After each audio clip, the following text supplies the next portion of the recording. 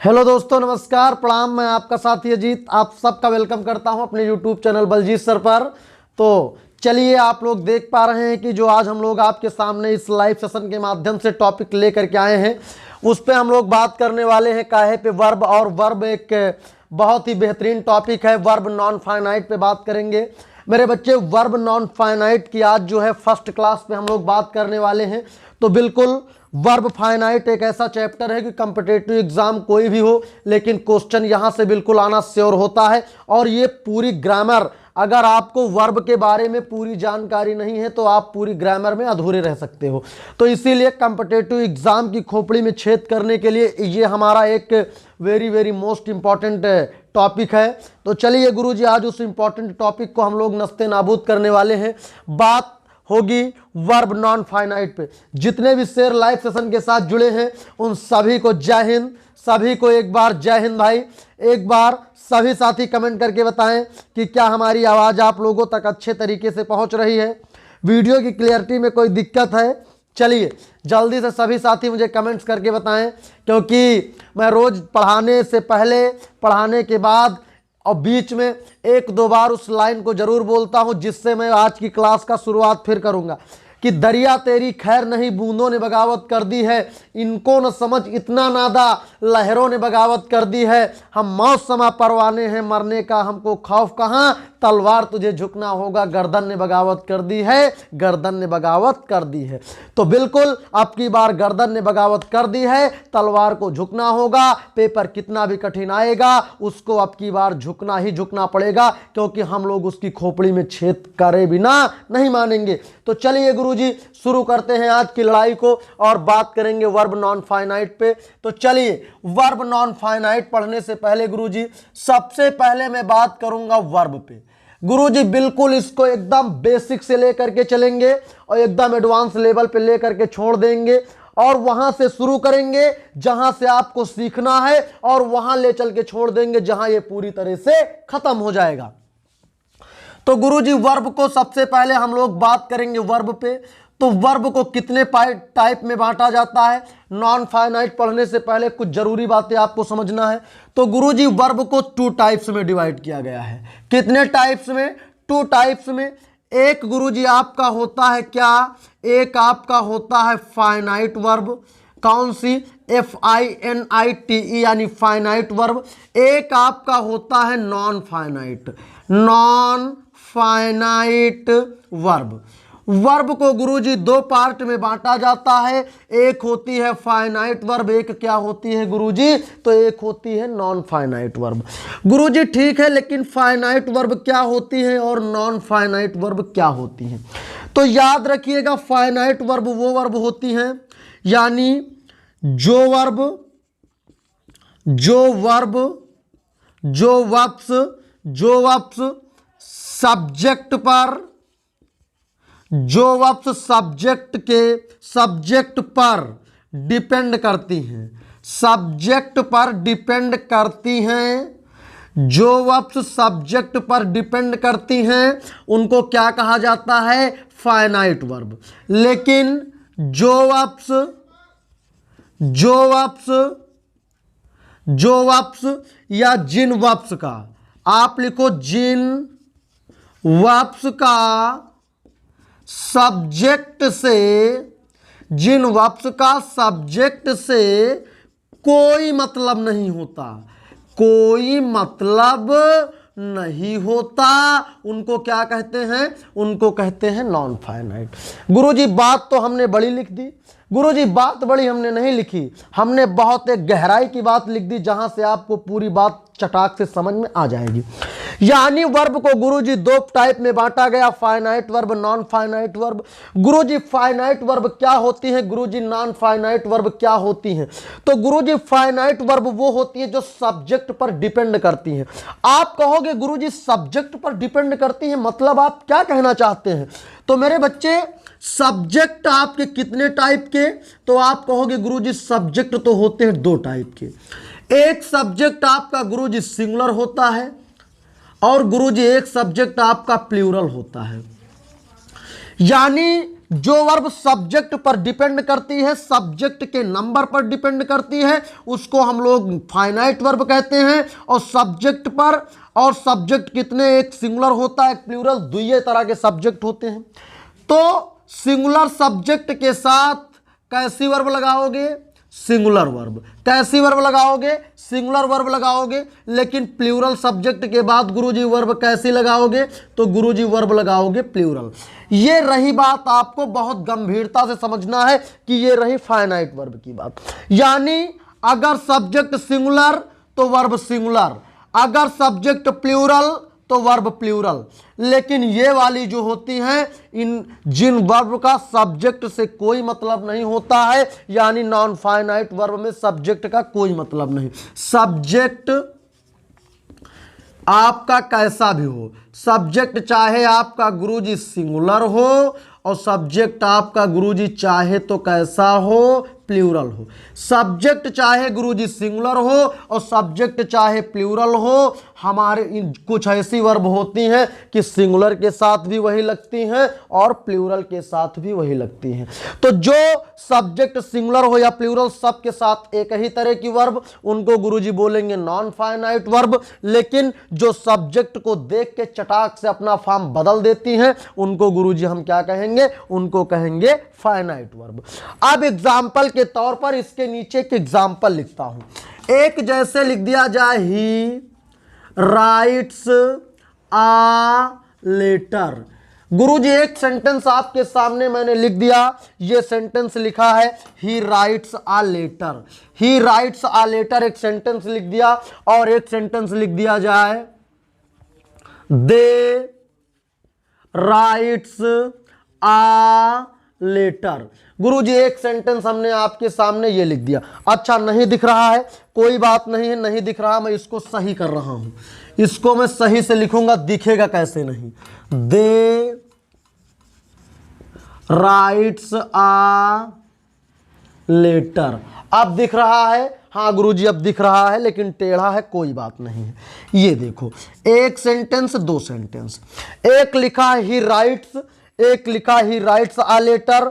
कहने का मतलब वह एक पत्र लिखता है, एक लिखा है दे राइट्स आ लेटर, वे एक पत्र लिखते हैं। गुरुजी ये तो सही है, ये क्या है? ये ऊपर वाला सही है, नीचे वाला क्या है गुरुजी? गलत है।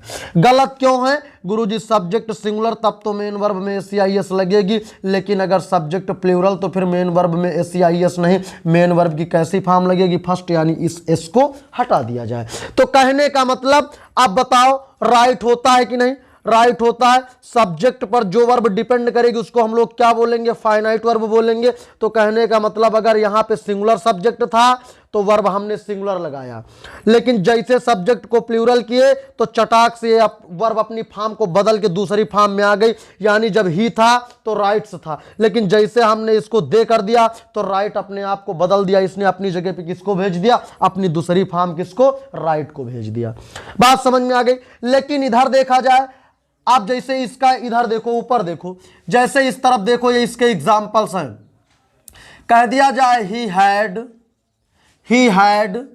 अब एक लिख दिया जाए he had gone to the school. ये आपके सामने एक सेंटेंस मैंने लिख दिया, ठीक है। He had gone to the school, यानी सब्जेक्ट हमारा ही है, क्या लगा? हैड। एक कह दिया जाए दे, उसके साथ भी क्या लगेगा? हैड, क्योंकि जब सेंटेंस हमारा पास्ट परफेक्ट में होता तो सब्जेक्ट चाहे जैसा हो उसके साथ हमेशा वर्ब हैडे लगती है। तो यानी हैड कैसी वर्ब है? तो गुरुजी हैड नॉन फाइनाइट वर्ब है। नॉन फाइनाइट वर्ब क्या होती? जिनका सब्जेक्ट से कोई लेना देना नहीं होता है। अच्छा, एक आपके सामने मान लो बच्चे थोड़ी देर के लिए लिख जाए, मान लो कह दिया जाए यू कैन, कह दिया जाए यू कैन, क्या कह दिया जाए? You can. एक कह दिया जाए आई कैन। गुरुजी दोनों के साथ कैन लगा है। गुरुजी मॉडल वर्ब है, कैन का सब्जेक्ट चाहे सिंगुलर चाहे प्लूरल सब के साथ क्या लगाओगे? यू। तो अपने आप में पहली बात तो कैन मॉडल वर्ब है, लेकिन अगर वर्ब के टाइप में बात करी जाएगी तो गुरुजी कैन नॉन फाइनाइट है, हैड नॉन फाइनाइट है। एक गुरुजी आपने सुना होगा डिड, चाहे तो आप कह दो क्या कहो, चाहे कहो बॉय डिड और चाहे तो आप कह सकते हो बॉयज डिड। दोनों बातें सही। गुरुजी दोनों कैसे सही? बच्चा पास्ट इंडेफिनिट की हेल्पिंग वर्ब को याद करो, डिड होती है और सब्जेक्ट चाहे सिंगुलर होता है चाहे प्लूरल, सबके साथ क्या लगाते हैं, डिड। तो कहने का मतलब है कि जितनी ऐसी वर्ब होती हैं, जितनी भी ऐसी वर्ब जिनका सब्जेक्ट से कोई मतलब नहीं, सब्जेक्ट चाहे सिंगुलर या प्लूरल, वो अपने ही फॉर्म में रहेंगे, अपने धुन में, तो उनको गुरुजी नॉन फाइनाइट बोलेंगे। लेकिन जो वर्ब जिनके अंदर थोड़ी शर्म लिहाज है उनको बोलोगे फाइनाइट, और जिनमें कोई शर्म लिहाज नहीं उनको बोलोगे नॉन फाइनाइट। अगर शर्म वाली है तो फाइनाइट, बेशरम है तो नॉन फाइनाइट। जैसे कुछ लोग होते हैं, अगर गलत कुछ एक्टिविटीज कर रहे हैं, अपने पेरेंट्स अपने मम्मी पापा को देखते हैं तो वो क्या होते, थोड़ा सा सही हो जाते हैं, यानी जो भी गलत बात नहीं बोलते, ध्यान देते हैं, ठीक है। यानी जो अपने मम्मी पापा को देख के अपने अंदर बदलाव कर दे तो उसे क्या, यानी वो फाइनाइट होता है। लेकिन जो चाहे मम्मी आए चाहे पापा, चाहे जितना सर्जी हो चाहे जो हो, वो जैसे हैं वैसे रहेंगे, उनमें कोई परिवर्तन नहीं, तो क्या होती, नॉन फाइनाइट। तो याद रखिएगा, जो वर्ब सब्जेक्ट को देखकर बदल जाएं उनको कहेंगे हम लोग क्या, गुरुजी फाइनाइट, और जो जिनका सब्जेक्ट पर कोई असर नहीं पड़ता उनको कहेंगे नॉन फाइनाइट। बात समझ में आ गई? जैसे हैड हो गया, सब्जेक्ट चाहे जैसा सबके साथ हैड। विल हो गया, सब्जेक्ट चाहे जैसा सबके साथ विल। डिड हो गया, सब्जेक्ट चाहे जैसा सबके साथ क्या, जल्दी बताओ क्या, तो आप कहोगे गुरुजी डिड। तो ये सब हमारी क्या है, मेन नॉन फाइनाइट। बात समझ में आ गई? जल्दी से एक बार सभी बच्चे मुझे कमेंट्स करके बताएं कि क्या ये बातें आपकी समझ में आई, और जल्दी से आप लोग इसका स्क्रीनशॉट ले लीजिए।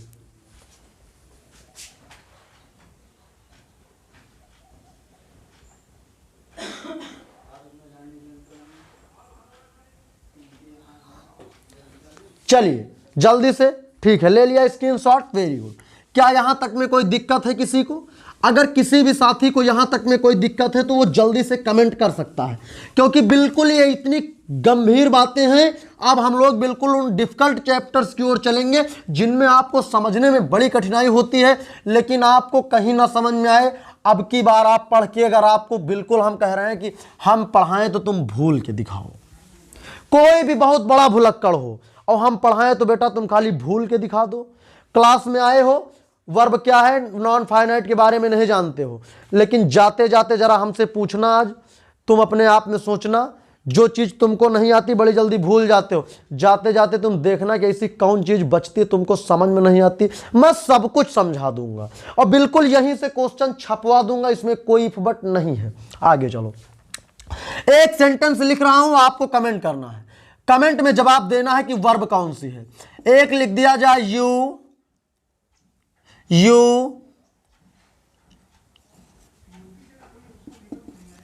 Did not go to school. एक सेंटेंस ये है, ये बताओ कैसी वर्ब है, फाइनाइट की नॉन फाइनाइट। एक कह दिया जाए, you has not gone to school. ये बताओ ये कैसी वर्ब है, ये कैसी वर्ब है, ये कैसी वर्ब है, ये कैसी वर्ब है, जल्दी से मुझे कमेंट करके बताओ। और एक अगर इसी को लिख दिया जाए, क्या, यू, अभी बताना, हैव, और इसमें ये भी देखना गलत सही कौन है, you have not gone to school. तीनों को आपने बताना है, एक वर्ब ये, एक वर्ब ये। इसमें बेटा कौन सी पहली बात, तो ये सेंटेंस सही है, ये सेंटेंस सही है, गुरुजी ये पूरी तरह से गलत है। गुरुजी इसमें गलती क्या है, गुरुजी गलती इसमें ये है कि ये हमारा यू के साथ कभी हैज नहीं, क्या लगेगा, हैव। अब देखो, अगर ये हमारी नॉन फाइनाइट वर्ब होती तो सब्जेक्ट चाहे जैसा होता कोई प्रभाव ना पड़ता। अगर इसी जगह पे बच्चा क्या कर दिया जाए, अगर यहां हैड लिखा होता तो इसका बिल्कुल कोई मतलब, सब्जेक्ट चाहे you, I, she, he, boy, boys, student, students, anything, यानी अगर यहां पर हैड हेल्पिंग वर्ब होती, हैड वर्ब लिखी होती तो सब्जेक्ट कोई भी होता कोई फर्क ना पड़ता। क्यों? क्योंकि नॉन फाइनाइट वर्ब वे वर्ब होती हैं जिनका सब्जेक्ट से कोई मतलब नहीं होता है। लेकिन गुरुजी यहां तो हैज लगा था, अब हैज लगा है सो गलत है, इसीलिए इसको नीचे हम लोगों ने क्या किया, सही किया, हैज की जगह हम लोगों ने हैव किया। क्यों किया? क्योंकि मेरे बच्चे हैज और हैव हमारी कैसी फाइनाइट वर्ब हैं। कहने का मतलब ये जैसे ही ये जो वर्ब सब्जेक्ट को देखकर लगती है, जो वर्ब सब्जेक्ट पर डिपेंड करती है, उसको हम लोग क्या कहते हैं? उसको हम लोग गुरुजी वर्ब कैसी कहते हैं? फाइनाइट वर्ब कहते हैं। तो गुरुजी यू के साथ कभी हैज नहीं लगेगा, यू के साथ क्या लगेगा? हैव लगेगा। उसके बाद अब आगे देखो तो यहां हमने क्या कर दिया? गॉन कर दिया। अगर यहां पे गुरुजी गो होता तब भी गलत होता। क्यों? क्योंकि ये हमारी गो भी यहां पे फाइनाइट का काम कर रही है। काहे का काम? फाइनाइट का काम कर रही है। फाइनाइट का काम कैसे? गो का मतलब जाना होता है, सेकंड फॉर्म वेंट होता है, थर्ड फॉर्म क्या होता है? गॉन होता है। तो यहाँ पे पास्ट वो प्रेजेंट का परफेक्ट है, तो परफेक्ट में हमेशा कौन सी फॉर्म लगती है? Third form. कौन सी फॉर्म? Third form. अगर इसी जगह कर दिया जाए, यहां पे अगर गो की जगह गोन होता तो बेटा ये गलत हो जाता। क्या हो जाता? गलत हो जाता। क्यों? क्योंकि ये हमारी वर्ब यहां पे यू डिड। डिड कैसी है? तो गुरुजी डिड तो नॉन फाइनाइट वर्ब है, सब्जेक्ट चाहे जैसा हो कोई प्रभाव नहीं पड़ेगा, सबके साथ डिडे लगेगी। लेकिन यहां पे अगर गॉन लगा होता तो गलत होता। क्यों? क्योंकि अब सब्जेक्ट और इसको देखोगे तो ये पास्ट इंडेफिनिट है, तो जाहिर सी बात वर्ब कैसी लगेगी? सेकंड नहीं लगेगी। थर्ड तो बिल्कुल लग ही नहीं सकती, निगेटिव है तो सेकंड भी नहीं लगेगी, क्या? फर्स्ट। लेकिन आपको ये वाली नहीं ध्यान देना, आपको केवल इनको देखना है, बस केवल इनको देखना। हेल्पिंग वर्ब वाली बातें मैं करूंगा बस, ठीक है? आपको इनको नहीं देखना। ये तो यार हैज आया तो थर्ड फॉर्म लगेगी, हैव आया थर्ड फॉर्म लगेगी, डिड नॉट आया तो फर्स्ट फॉर्म। इनको नहीं देखना बेटा, आपको सिर्फ और सिर्फ सब्जेक्ट और इस हेल्पिंग वर्ब को देखना है, बस। बात समझ में आ गई? कोई दिक्कत? अगर कोई भी दिक्कत आपको समझ में आ रही हो तो आप बता सकते हैं। चलिए जल्दी से बताइए। आप जरा हेडिंग डालिए। जो हमारी यानी वर्ब थी, वर्ब को कितने दो भागों में बांटा था। एक हमारी कैसी थी? फाइनाइट थी। एक हमारी कैसी थी? नॉन फाइनाइट थी। ठीक गुरुजी, नॉन फाइनाइट का तो कोई मतलब नहीं, लेकिन फाइनाइट को 3 टाइप में बांटा गया है। कितनी? 3 टाइप में। कितने टाइप में? 3 टाइप में। और फाइनाइट का मतलब जो बेटा सब्जेक्ट को देखकर अपने आप को क्या करे? बदल ले। अच्छा बताओ, सब्जेक्ट सिंगुलर होगा तो वर्ब कैसी लगाओगे? सिंगुलर। अच्छा गुरुजी, सब्जेक्ट प्लूरल होगा तो वर्ब कैसी लगाओगे? प्लूरल। क्यों लगाओगे? क्योंकि ये सब की सब जो सब्जेक्ट पर डिपेंड करती हैं, ऐसी वर्ब जो सब्जेक्ट पर डिपेंड करे, सब्जेक्ट के नंबर को देख के लगाई जाए गुरुजी, उनको हम लोग बोलेंगे फाइनाइट वर्ब। लेकिन जिनका सब्जेक्ट से कोई लेने देना नहीं है, वो हमेशा उसी तरह लिखी जाती, उनको नॉन फाइनाइट। हैड कैसी वर्ब है? Non finite. डिड कैसी है? Non finite. Will, shall, non finite. जितनी भी मॉडल वर्ब होती, कैन, कुड, मे, माइट, सब कैसी? सब नॉन फाइनाइट, क्योंकि इनका सब्जेक्ट पे कोई प्रभाव नहीं पड़ता। शुड जहां लगेगा तो चाहे आप कह दो ही कह दो तब भी should, he should, they should, बात एक है। आगे चलो। तो इसमें एक आपने सुना होगा क्या? एक आपने सुना होगा जीरंड, एक आपने सुना होगा इन्फिनिटिव। क्या? इन्फिनिटिव। एक आपने क्या सुना होगा? पार्टिसिपल। पार्टिसिपल यानी फाइनाइट वर्ब को कितने? वर्ब को मेनली 3 टाइप में डिवाइड किया गया है। Finite, non finite. लेकिन नॉन फाइनाइट के तो कोई टाइप नहीं होते हैं, लेकिन फाइनाइट के कितने और अन्य टाइप होते हैं? इसके और जो है अदर कितने 3 टाइप्स होते हैं, जीरंड, इन्फिनिटिव और पार्टिसिपल। जो कि आप अगर किताबों में देखोगे तो पहले आपको पार्टिसिपल मिलेगा, फिर जीरंड, इन्फिनिटिव सबसे लास्ट में। लेकिन मैंने पहले जीरंड फिर इन्फिनिटिव तब पार्टिसिपल लिखा। क्यों? क्योंकि जब आप कायदे से जीरंड को समझ लेंगे तो इन्फिनिटिव आसान हो जाएगा, और जब लास्ट में पार्टिसिपल पढ़ोगे तो पार्टिसिपल और जीरंड की लगभग बातें सेम होती हैं। बात समझ में आ गई? कोई दिक्कत? तो कहने का मतलब है अब हम लोग बात काहे पे करेंगे? अब हम लोग बात करेंगे बेटा, और ये सब ये भी आएगा नाउन। इन्फिनिटिव बोले तो नाउन, पार्टिसिपल बोले तो नाउन। ठीक, जीरंड बोले तो क्या? वर्ब की आईएनजी फॉर्म को ही क्या कहते हैं? मेन वर्ब भी बोलते हैं, जीरंड भी बोलते हैं। ठीक है, यानी वही मेन वर्ब की आईएनजी फॉर्म, ये बेटा नाउन भी होता है और ये बेटा मेन वर्ब भी होती है। अब ये बेटा आपको देखना है कि मेन वर्ब का काम कब करेगी और नाउन का काम कब करेगी। अच्छा, इन्फिनिटिव बोले तो नाउन यानी 2 प्लस मेन वर्ब की कैसी फॉर्म? फर्स्ट फॉर्म को इन्फिनिटिव बोलते हैं। पार्टिसिपल बोले तो कुछ नहीं, वही वर्ब की आईएनजी फॉर्म को क्या बोलते हैं, पार्टिसिपल बोलते हैं। बात समझ में आ गई, कोई दिक्कत है? लेकिन अब जीरंड का क्या प्लेसमेंट है, इन्फिनिटिव का क्या प्लेसमेंट है, पार्टिसिपल का क्या प्लेसमेंट है, इनसे बहुत ही ज़्यादा संख्या में क्वेश्चन बनते हैं। तो इसलिए अब एक हेडिंग आप लोग डालिए जीरंड। क्या डालेंगे? जीरंड हेडिंग डालेंगे, बाकी सबको हटा देंगे। आप इस तरह पहले लिखिए, पहले जीरंड हेडिंग डालिए, उसके बाद लिखिए जीरंड हेडिंग डालिए। इसमें आपको पूरी बातें करनी है।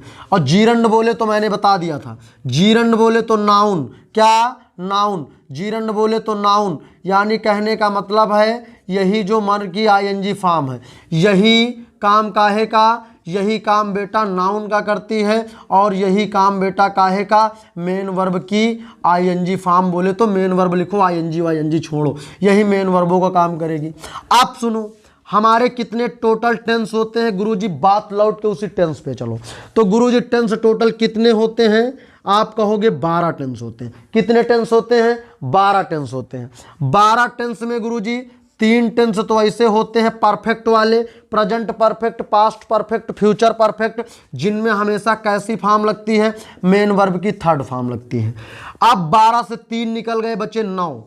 9 में से 6 ऐसे होते हैं परफेक्ट कॉन्टिन्यूअस और continuous, present perfect continuous tense, वो present continuous, present perfect continuous, past continuous, past perfect continuous, future continuous, future continuous, यानी जितने भी 6 टेंस होते हैं कॉन्टिन्यूअस और कॉन्टिन्यूअस और परफेक्ट कॉन्टिन्यूअस, इनमें हमेशा कैसी लगाई जाती है, मेन वर्ब की आईएनजी फॉर्म। तो कहने का मतलब है हो गए टोटल कितने, 12, वो 6 3 9 हो गए। अब हमारे पास कितने, 3 और बचे हैं, जिसमें पास्ट इंडेफिनिट में मेन वर्ब की कैसी फॉर्म, गुरुजी फर्स्ट फॉर्म लगाते हैं। फ्यूचर इंडेफिनिट में वो पास्ट इंडेफिनिट में सेकंड फॉर्म लगाते हैं। और या तो कैसी फॉर्म, पास्ट इंडेफिनिट में अगर अफर्मेटिव है तो मेन वर्ब की सेकंड फॉर्म, अगर निगेटिव है तो मेन वर्ब की कैसी, फर्स्ट फॉर्म। ठीक है। और उसके बाद आपको ध्यान ये देना है कि अगर मान लो हमारा कौन सा बचा, फ्यूचर इंडेफिनिट में भी क्या लगती है, फर्स्ट फॉर्म, फ्यूचर इंडेफिनिट में फर्स्ट फॉर्म, प्रेजेंट इंडेफिनिट में फर्स्ट फॉर्म या तो एस या ईएस फॉर्म। बात समझ में आप लोगों को आ रही कि नहीं आ रही? ठीक है। तो चलिए, यानी ये जितने हमारे 6 टेंस होते हैं, 6 टेंस की हेल्पिंग वर्ब के बाद अगर आईएनजी फॉर्म मिलेगी तो उसको केवल हम मेन वर्ब मानेंगे, बाकी हर कंडीशन में आएगी तो उसको जीरंड कहेंगे। उम्मीद है समझ में आ गई होगी। तो जल्दी बताओ, जैसे कह दिया जाए इज राइटिंग, आप बताओ इसको क्या मानोगे? जल्दी बताओ, ये काहे का काम करेगी, मेन वर्ब या जीरंड? मेन वर्ब और जीरंड बोले तो नाउन। बताओ ये नाउन है कि मेन वर्ब है? जल्दी कमेंट में छाप दो, क्या है ये? एक कह दिया जाए विल बी राइटिंग, बताओ ये क्या है, जीरंड है कि इन्फिनिटिव है, वो सॉरी जीरंड है कि आपकी मेन वर्ब है, यानी नाउन है कि मेन वर्ब है ये? अगला बताओ। अच्छा, अगला मुझे ये बताओ,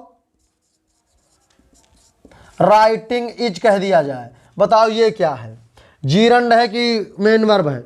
तो गुरुजी अगर इसकी बात करी जाए तो मेन वर्ब, इसकी बात करी जाए मेन वर्ब, लेकिन इसकी बात करी जाए तो नाउन। नाउन क्यों है? क्योंकि सुनो, अगर 6 टेंस की हेल्पिंग वर्ब आज याद कर लो, जितने भी कॉन्टिन्यूअस और परफेक्ट कॉन्टिन्यूअस होते हैं, अगर उनकी वर्ब की तुरंत बाद उन वर्ब के उन टेंसों की जो हेल्पिंग वर्ब होती है उनके तुरंत बाद अगर आईएनजी फॉर्म आएगी तब तो उसको बेटा मेन वर्ब मानोगे, अन्यथा अगर हेल्पिंग वर्ब के पहले आ जाए, ठीक, या और किसी वर्ड के आगे पीछे आ जाए तो उसको हम लोग मानेंगे क्या, हमेशा मानेंगे नाउन। क्या मानेंगे? नाउन। और जब वर्ब की आईएनजी फॉर्म नाउन बोले सब्जेक्ट का काम करती है तो इसके साथ वर्ब हमेशा कैसी लगाएंगे गुरुजी? सिंगुलर लगाएंगे। कैसी लगाएंगे? सिंगुलर। तो चलिए हेडिंग डालिए gerund, placement of gerund, placement,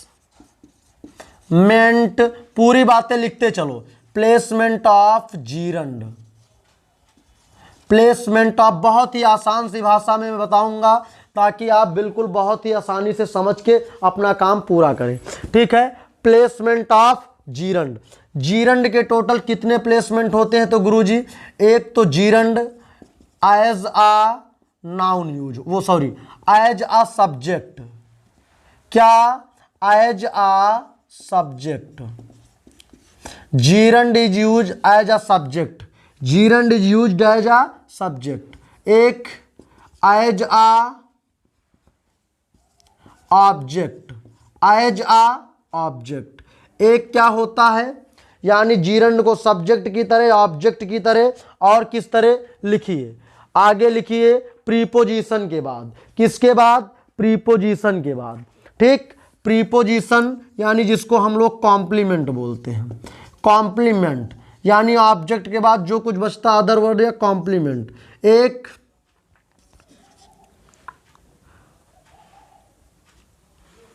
object of preposition,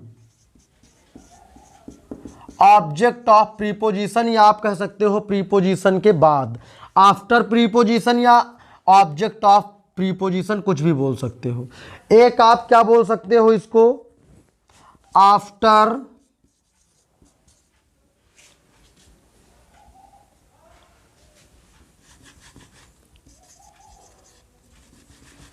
after possessive case, एक प्लेसमेंट, दो प्लेसमेंट, तीन प्लेसमेंट, चार प्लेसमेंट, पांच प्लेसमेंट। समझ में पूरी बातें आपको आ रही होंगी, मुझे ऐसी पूरी उम्मीद है, ठीक है। यानी as a subject, as a object, as a complement, as a object of preposition, as a after possessive case, यानी सब्जेक्ट की तरह इसका यूज हो सकता है, ऑब्जेक्ट की तरह हो सकता है, कॉम्प्लीमेंट बोले तो पूरक शब्द की तरह हो सकता है, ऑब्जेक्ट ऑफ प्रीपोजिशन बोले तो प्रीपोजिशन के बाद, प्रीपोजिशन के बाद बोलो या प्रीपोजिशन का ऑब्जेक्ट बोलो, और या तो आफ्टर पजेसिव केस यानी पजेसिव केस के बाद। पजेसिव केस यानी आपने सुना होगा पजेसिव एडजेक्टिव, पजेसिव एडजेक्टिव बोले तो जैसे कोई भी अगर जैसे कह दिया जाए my, your, our, her, their, his, ठीक है, इट्स, ठीक, वंस, ये सब क्या है, पजेसिव एडजेक्टिव के तुरंत बाद, यानी ये इतने इसके प्लेसमेंट हैं। बात समझ में आ गई? तो अब आप इसको नोट कर लिए होंगे, तो अब पहली हेडिंग यहां से डालिए, इतनी बातें हो गई पूरी, अब पहली हेडिंग डालिए एज अ सब्जेक्ट, और पूरी तरह से बात करेंगे सब्जेक्ट पर, यानी GERUND, gerund as a subject, gerund as a subject. आप जरा देखिए कि जीरंड को बेटा सब्जेक्ट की तरह कैसे यूज करोगे, एक एक बात को मेरे बच्चे आप पकड़ते चलो, क्योंकि ये वो बातें हैं जिनमें कोई लप्पू झन्ना काम नहीं है, ये पेपर में आपकी आंखों के सामने पूरी तरह से दिखने वाली हैं, और ये वो चीजें हैं कि इनसे आपके यहाँ का बहुत तेजी से डेवलप्ड मिलेगा आपको, आपका जो माइंड है वो बहुत तेज यहाँ से डेवलप करेगा इन चीजों को पढ़ने के बाद। आप नई नई चीजों को, एक होता ना कि जब हमको नई नई चीजें सीखने को, सुनने को, देखने को मिलती है, तो ये हमारा थोड़ा फास्ट काम करता है, अपने आप आगे के लिए सोचता है। तो अब ये सब चैप्टर ऐसे हैं कि जिनमें ग्रामर की पूरी एडवांस बात और पूरे ग्रामर का निचोड़ यहीं पर मिल जाएगा। अब जरा देखिए एज अ सब्जेक्ट, अब बेटा सब्जेक्ट का काम कोई कैसे कर सकता है भाई, ऐसे होता है subject, helping verb, main verb, उसके बाद क्या ऑब्जेक्ट, उसके बाद अदर वर्ड। अगर सब्जेक्ट की जगह पर आईएनजी फॉर्म आएगी तब भी गलत नहीं है, मेन वर्ब की जगह अगर आईएनजी फॉर्म आएगी तब भी सही, ठीक, बात समझ रहे हो कि नहीं। अगर ऑब्जेक्ट की जगह आईएनजी फॉर्म आएगी तब भी सही, अदर वर्ड की जगह आईएनजी फॉर्म आएगी तब भी सही, बात समझ रहे हो।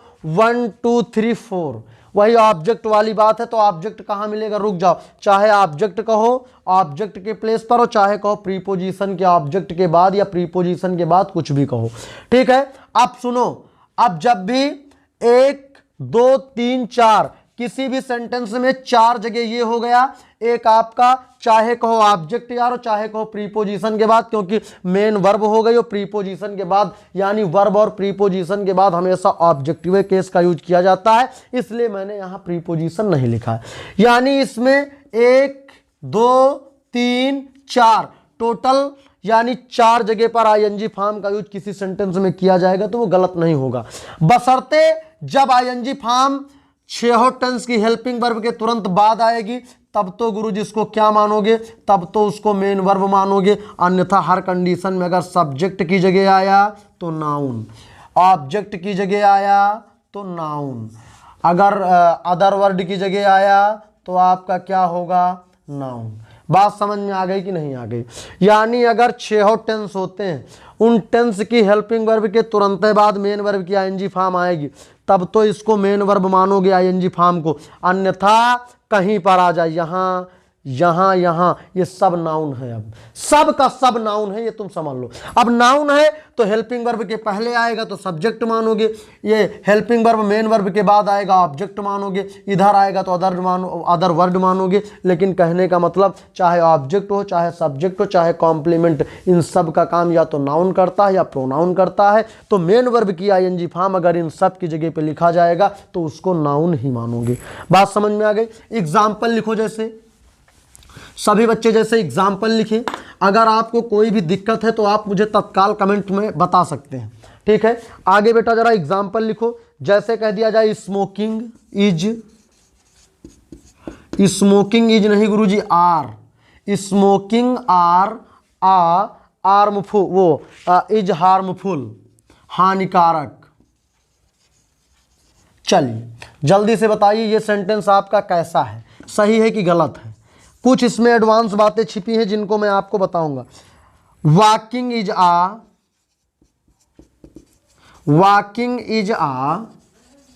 Good exercise, walking is a good exercise for youth. अगला लिखो, जैसे कह दिया जाए सीइंग इज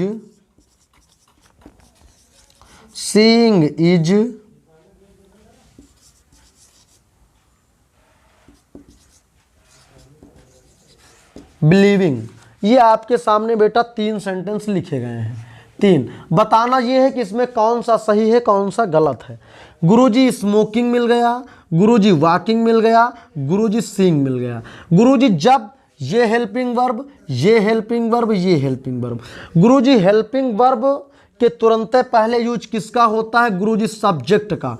तो गुरुजी आईएनजी फॉर्म अगर सब्जेक्ट की जगह पर आएगी, आईएनजी फॉर्म अगर हेल्पिंग वर्ब के पहले आएगी तो क्या उसको हम लोग सही मानेंगे? तो हाँ, उसको आप सही मानोगे, यानी क्योंकि सब्जेक्ट की जगह पर मेन वर्ब की आईएनजी फॉर्म आ जाएगी।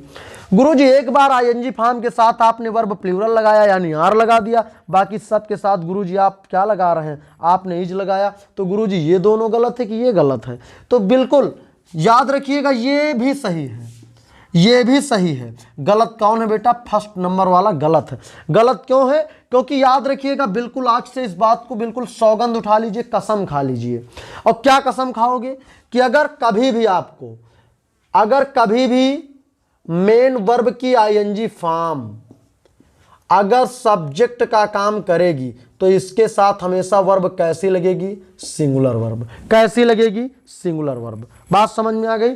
यानी कहने का मतलब ये है कि अगर कभी भी मेन वर्ब की आईएनजी फॉर्म से कोई भी सेंटेंस शुरू हो और उसके साथ अगर प्लूरल वर्ब लगी है तो वो गलत माना जाएगा, यानी उसके साथ वर्ब सिंगुलर। तो गुरुजी आर नहीं क्या कर दिया जाए? इज। गुरुजी वर होता तो वाज कर देते, हैव होता तो हैज कर देते। बात समझ में आ गई? यानी कोई भी जब भी मेन वर्ब की आईएनजी फॉर्म अगर सब्जेक्ट का काम करेगी तो इसके तुरंत बाद जो हेल्पिंग वर्ब आएगी वो सिंगुलर का काम करेगी। बात समझ में आ गई?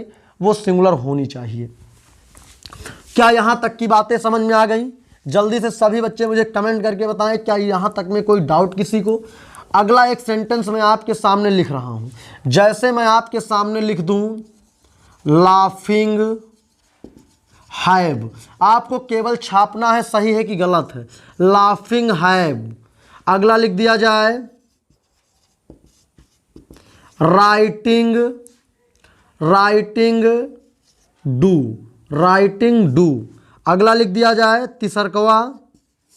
तिसरकवा लिख दिया जाए गोइंग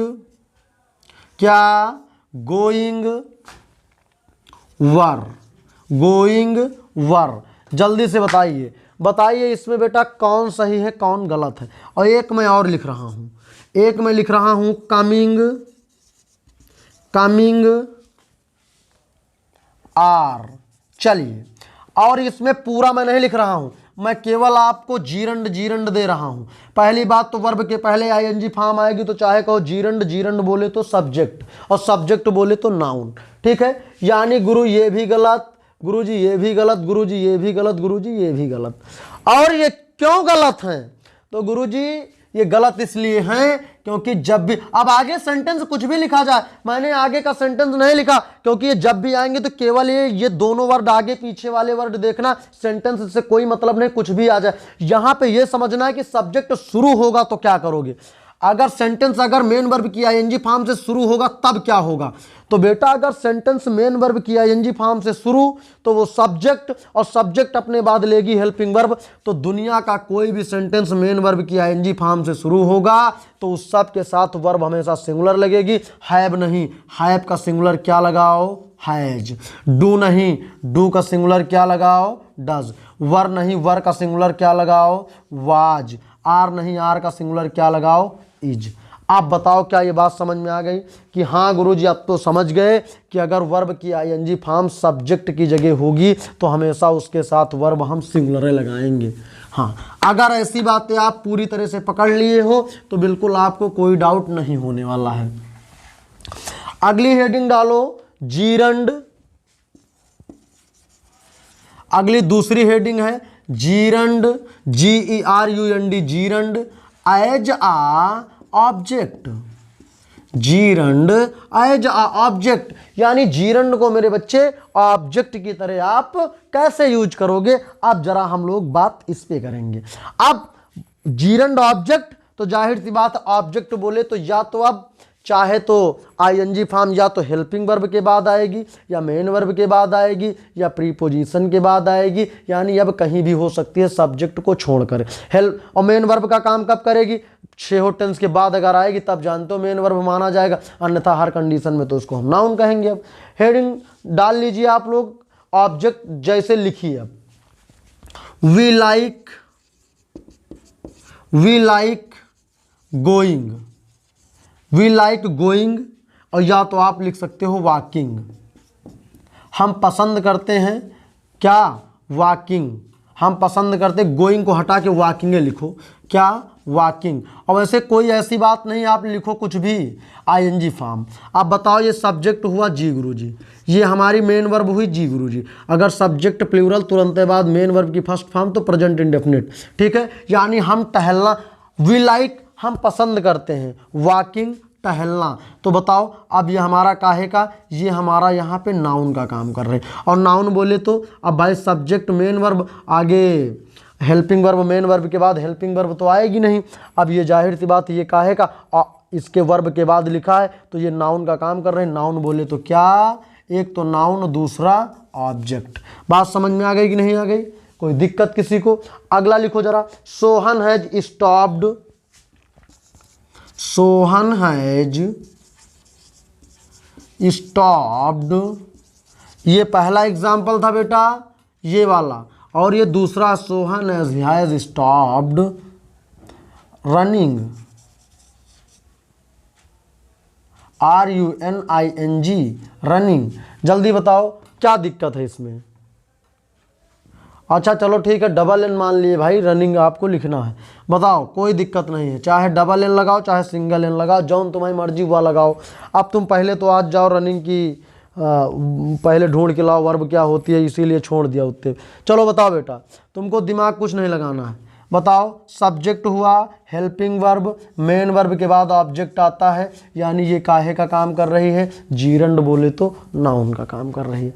अगला एक और लिख लीजिए, ही लाइक्स प्लेइंग क्रिकेट। ये लिखिए, तीसरा वाला लिखिए इसका, अरे यार तीसरा वाला लिखिए, वी लाइक्स प्ले क्रिकेट,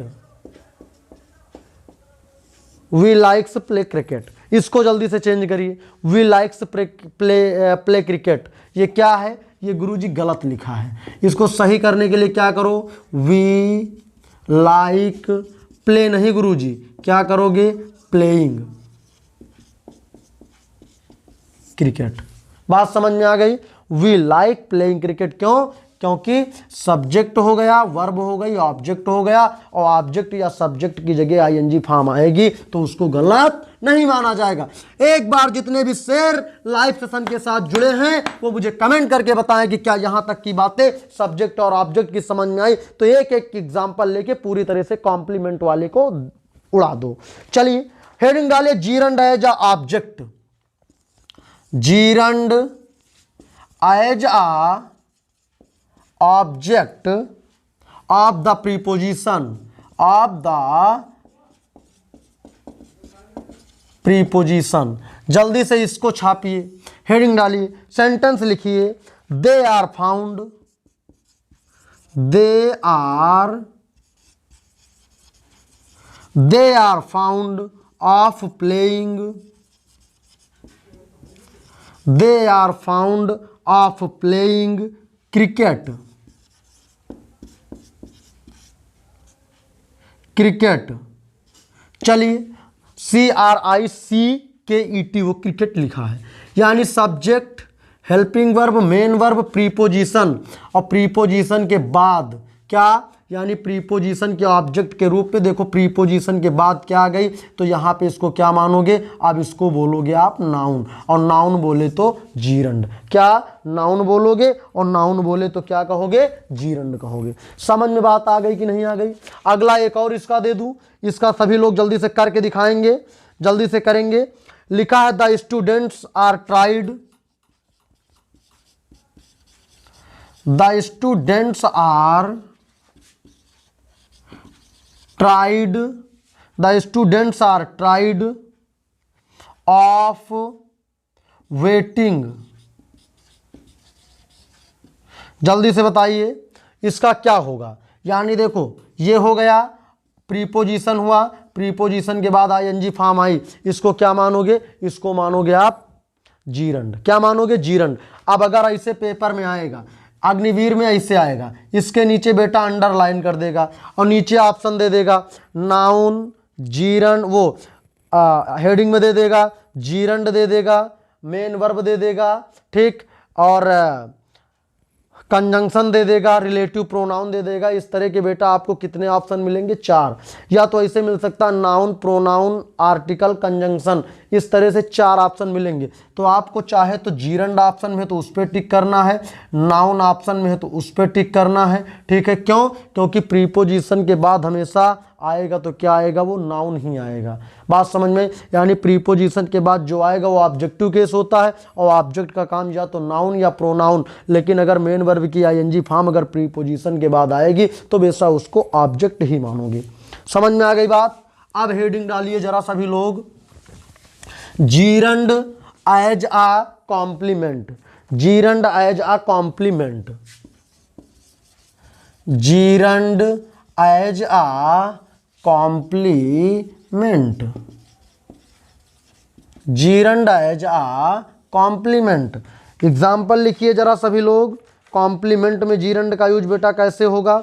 लिखिए my job is, my job is teaching, my job is teaching. अब जैसे देखो कहने का मतलब आप कह दिया जाए, आपके सामने एक बात लिख दी जाए, ऐसे ब्रैकेट में लिख दिया जाए मेरा काम है, यानी कॉम्प्लीमेंट का मतलब ये होता है बेटा कि जिसका अर्थ, यानी जब सेंटेंस का अर्थ अपने आप में पूरा नहीं होता है तो उसका अर्थ पूरा करने के लिए जिस वर्ड का यूज किया जाता है उसे कॉम्प्लीमेंट बोलते हैं। मेरा काम है, कोई दिक्कत नहीं है, पूरा सही लिखा है, सिंपल प्रेजेंट में लिखा है, यानी ट्रांसलेट करोगे तो my work is, my work is मेरा काम है, कोई दिक्कत नहीं है। लेकिन सेंटेंस का अर्थ जब अपने आप में पूरा ना हो तो उसका अर्थ पूरा करने के लिए जिस वर्ड का यूज किया जाता है उसे कॉम्प्लीमेंट कहते हैं। और बेटा चाहे तो आप कहो कॉम्प्लीमेंट उसी को, और हिंदी में कहो पूरक शब्द। तो यार यहाँ पे जब आगे तुम लगाओगे, क्या लगा दो, टीचिंग, तो मेरा काम है, लेकिन मेरा काम क्या है, पढ़ाना। बात समझ में आ गई। तो ये हमारा बेटा हो गया कॉम्प्लीमेंट की तरह। एक सेंटेंस और लिख लीजिए तो शायद आपकी समझ में आ जाएगी। लिखिए her hobby, her hobby is grinding.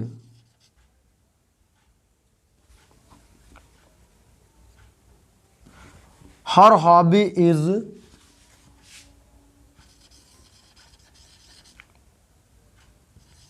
Gardening. चलिए इसको बताइए, जल्दी से बताइए।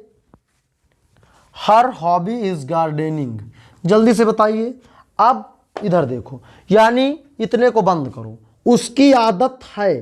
अब कैसी आदत है हमें कुछ समझ में नहीं आ रहा, पूरा है ये नहीं अर्थ, तो इसका अर्थ पूरा करने के लिए जब इसको निकालोगे तो इसका अर्थ पूरा निकलेगा। और ये है क्या, जब जिसका अर्थ सेंटेंस का अपने आप में पूरा ना हो तो सेंटेंस का अर्थ पूरा करने के लिए बेटा जिसका यूज किया जाता है उसको क्या बोलते हैं, तो उसी को बेटा बोलते हैं कॉम्प्लीमेंट। क्या बोलते हैं, कॉम्प्लीमेंट। COMPLIMENT, complement. ठीक है, आगे चलो। समझ में आई कि नहीं बात यहां तक? देखो बहुत ईमानदारी से आज की क्लास को देखना है आपको। ये बिल्कुल क्लास एंड होने वाली है, इसकी 2 मिनट की बात बची है, आपको उसको भी ले लेना है। After possessive adjective, gerund as of, gerund as a, gerund as, gerund as a, gerund is used after, after possessive adjective. Possessive adjective दिख रहा है कि नहीं सभी को?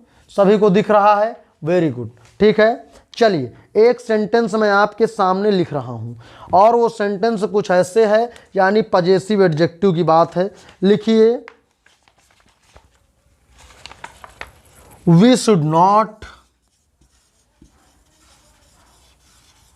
We should not mind, we should not mind, we should not mind, we should not mind. आगे लिखा है हिज कमिंग लेट। उनको ध्यान नहीं देना चाहिए उसका जो लेट से आने के लिए बात हो रही है। अब बताना ये है कि इसमें गलती क्या है। वी शुड नॉट माइंड, हमें ध्यान नहीं देना चाहिए। हिज कमिंग, उसके आने का, कब, देर से, उसके देर से आने का जो सिलसिला है उस पर हमें ध्यान नहीं देना चाहिए। आप जरा देखो क्या मतलब है इसका, क्या है यार? अरे कुछ नहीं यार, ING फॉर्म मिला, ING फॉर्म मिला कि नहीं? ING फॉर्म के पहले हमेशा यूज किसका किया जाएगा? तो ING फॉर्म के पहले हमेशा पजेसिव एडजेक्टिव का, तो ही का पजेसिव एडजेक्टिव यूज होता है।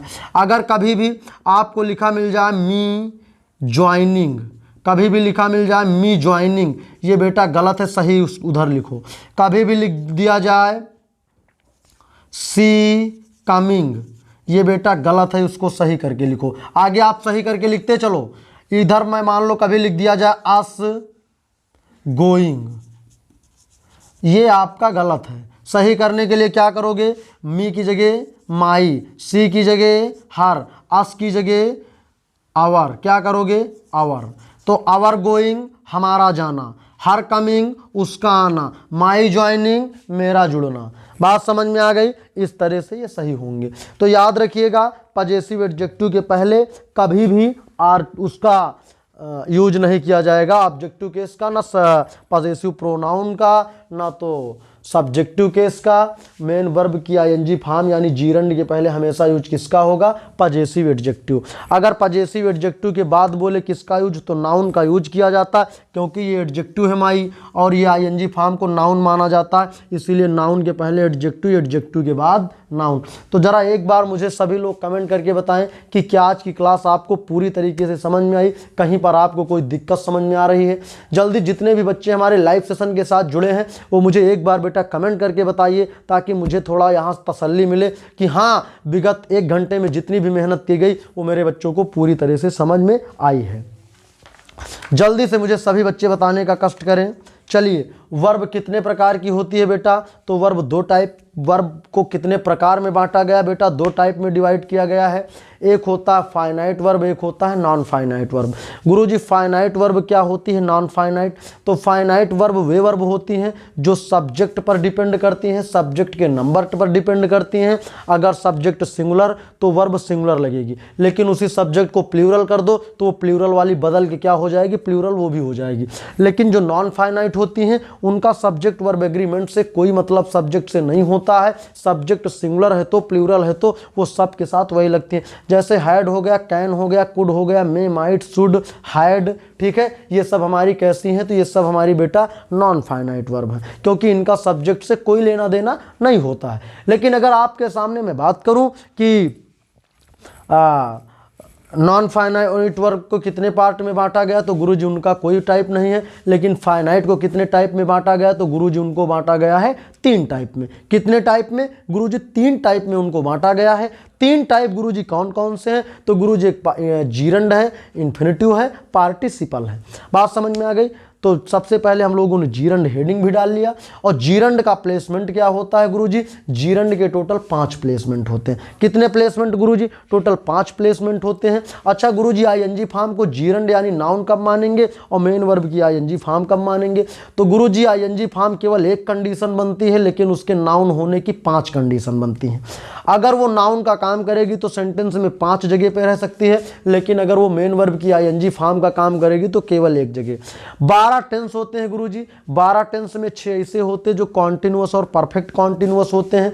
कॉन्टिन्यूअस और परफेक्ट कॉन्टिन्यूअस वाली हेल्पिंग वर्ब के तुरंत बाद अगर मेन वर्ब की आईएनजी फॉर्म आएगी तभी उसको मेन वर्ब माना जाएगा, अन्यथा हर कंडीशन में सब्जेक्ट की जगह होगा तब भी नाउन या जीरंड कहोगे, ऑब्जेक्ट की जगह नाउन या जीरंड कहोगे, पजेसिव एडजेक्टिव के बाद आईएनजी फॉर्म आएगी तो नाउन या जीरंड कहोगे, प्रीपोजिशन के बाद आएगी तो नाउन या जीरंड कहोगे, वर्ब के बाद आएगा तो नाउन या जीरंड कहोगे। अच्छा गुरुजी, मान लो कि जैसे कोई भी वर्ब की आईएनजी फॉर्म से सेंटेंस शुरू किया जाए, बोले तो वर्ब की आईएनजी फॉर्म सब्जेक्ट का काम करेगी तो वर्ब कैसी लगाएंगे? तो गुरुजी याद रखिएगा, इसमें बिल्कुल कंफ्यूज नहीं होना है। कोई भी वर्ब की आईएनजी फॉर्म अगर सब्जेक्ट का काम करेगी तो उसके साथ हमेशा वर्ब सिंगुलर। तो गुरुजी राइटिंग के साथ वर्ब कैसी? राइटिंग इज की आर सही है तो गुरुजी राइटिंग इज सही है।